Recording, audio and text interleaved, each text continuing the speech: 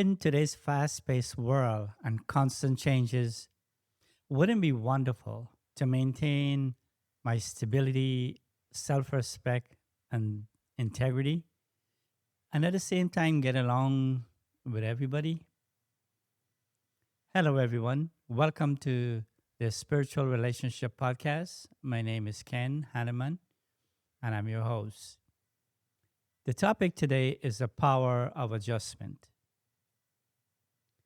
As we practice meditation, we are realizing that to maintain my peace, to change certain old behaviors that are causing me sorrow, to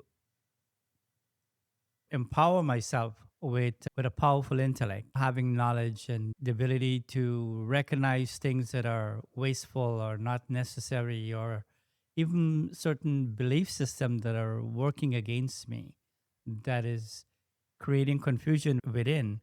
Meditation highlights these things, and we would like to be able to change that. And as we change on the inside, and then as we have clarity and more insight, when we come into relationship on the outside in the world, we realize that we need some powers to be able to navigate this world and to navigate relationships. So one of the power is the power to adjust. An adjustment is more about, it's like a river, the stream or the water coming down from the mountain, and it's heading towards the ocean. But there might be rocks and obstacles in the way, but the river will sort of adjust or go around rocks so that it eventually gets to the ocean and it arrives at its goal. So I think that's one pretty good analogy as to what adjustment is. I would like to be able to go to work and to work with the many personalities, good and bad or different, to be able to navigate that, to fulfill my role, my responsibilities, and at the same time, being able to use the powers to accommodate, to tolerate, to be able to read other people, like what their needs are or maybe where they're coming from. But I want to do all of that without losing my own self respect, my own integrity. I don't want to sell my soul. Or there's another analogy or proverb to say, don't cut your nose to spoil your face. So that is a challenge. And that is what the power of adjustment is about.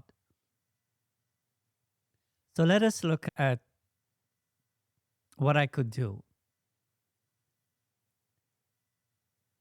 I'll give you an example. At work, I was transferred from one hospital. I transferred to one close to home, and there was a new department that was being introduced to the clinic. And I, being the most senior, thinking that I probably would be the person running it, or actually be one of the lead person. But then there are a whole lot of new people were coming in, new staff, and you realize that you like the job, you want everything to work out well.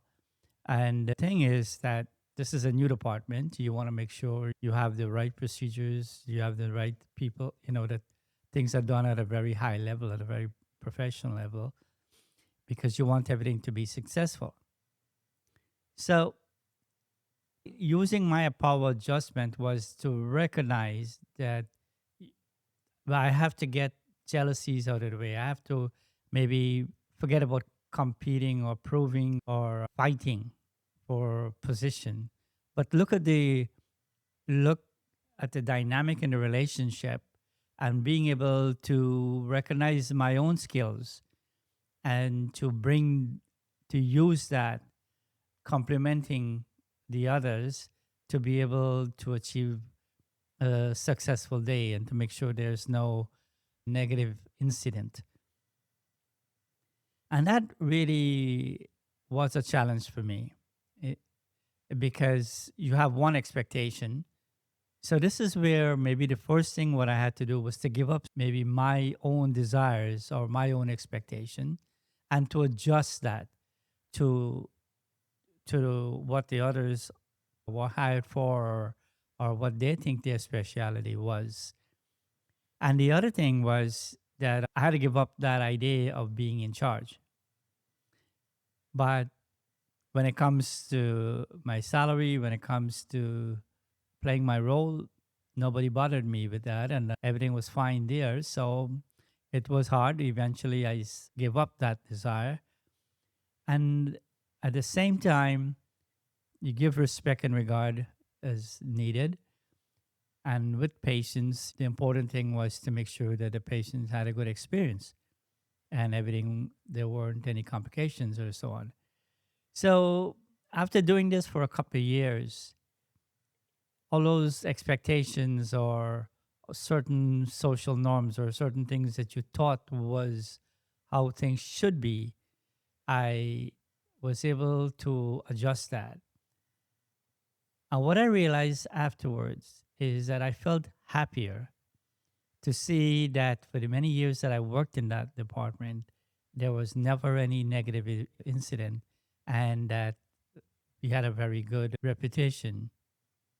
And it turned out that everybody felt more like we were a family, a work family. Eventually, I retired, and it goes to show that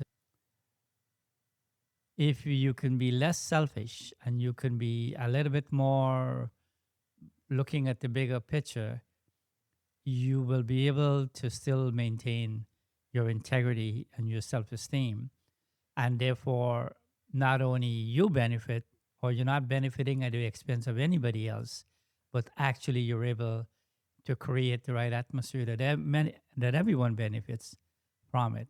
So that was a great example for me. And it taught me also, even in my spiritual practice, we're in a very big group, and it's very easy for us to adjust to that. So that it's not all about you, but it is about giving cooperation, about um, maintaining your own efforts, focusing on yourself, and being able to, like in this case, spiritual effort and study. I was able to focus on that in itself, because a lot of meditation is about your own self improvement and empowerment, which means that I have to not look at others or not compete with others or not being jealous. You're bringing your attention within, and you are more aware of your thinking and your attitude and your perceptions, and you're able to change that internally. And the amazing thing is that if you change that internally, then it starts to come out and show up in your body language and in the way you speak and the way how you use your skill, and in allowing others to express themselves and to play their part. And at the same time, you are learning yourself and you're growing. So it's a different approach to daily activity. It's a different approach to the world on the outside. Now I look back and I said, I'm glad I learned that lesson. I've learned to adjust, and now I don't find relationship that much of a challenge. So the power of adjustment, remember the stream, the river, how it navigates its way down to the river, and to make adjustment. Don't think that you have to step on others, or you have to be blind, or maybe you don't care what other people think or feel. And it's nice to be human. Don't be that selfish that it's all about you. Maybe meditation teaches you how to listen to others, because you're so accustomed to looking at your own thoughts, and you realize what you think on the outside is not necessarily what you're showing what comes out in your behavior. People can carry a mask. So, they show one face to the world, but inside there's something else going on. And you don't want that. You want to be like, there should be a harmony between who you are on the inside and also what is expressed. You'll find that when there is peace within, when there is love, when there is mercy, compassion, when there is a feeling of wanting to help in you, you will see when the arrogance is taken away or the ego is diminished, you will be able to take care of yourself and at the same time do the right thing on the outside. And therefore, you're not compromising your ethics, you're not compromising your integrity or your self worth, your essence of your being. So I will close there. This is a short, these podcasts they're just about 50 minutes, and it's more about letting you know what the powers are and what is possible when you do meditation. And the other thing is that we do have free online classes which go more in depth into these things. And the link to these classes online on Zoom is can be found in the description below. And also you'll find access to free meditation commentary. We do this as a free service to the world. We don't charge for anything. So this is Raj Yoga Meditation. And I hope to see you in the next episode. We'll talk about the power to cooperate. Thank you for listening. Goodbye.